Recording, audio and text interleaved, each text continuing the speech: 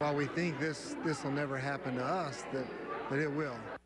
Some high school students are taking a stand against distracted driving.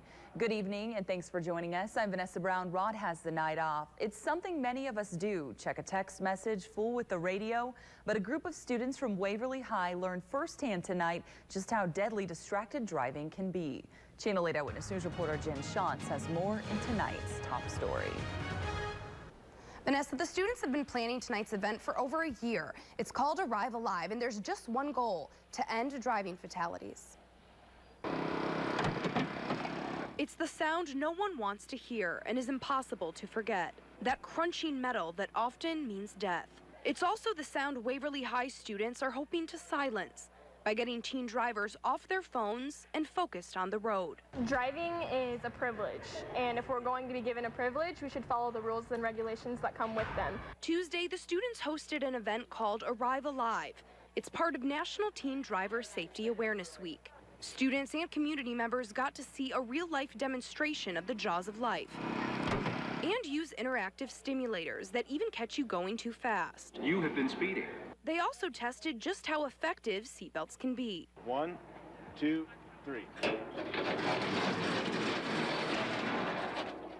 And just try to imagine if you had like a steering wheel, dashboard, all that stuff in front of you, and that's 7 miles an hour. But perhaps the most moving part of the event was a guest speaker who shared with the students a heartbreaking confession. I was texting and driving. It was something that I did all the time. I went across the center line and I hit another car.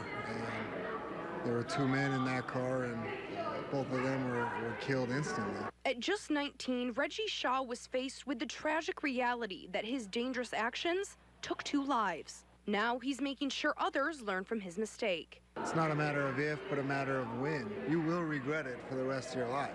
Fatalities on Nebraska roads are on the rise. There were 135 in 2011, 166 in 2012, and 167 last year.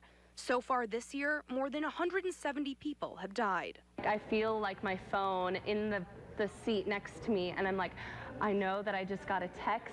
The students admit they're not perfect, but they say despite the temptation, no message is ever worth the risk. Hopefully we can at least change one mind in here and they make the decision to not text and drive, or just realize the gravity of their decisions when they're behind the wheel. And they have just one reminder for us. Drive safe!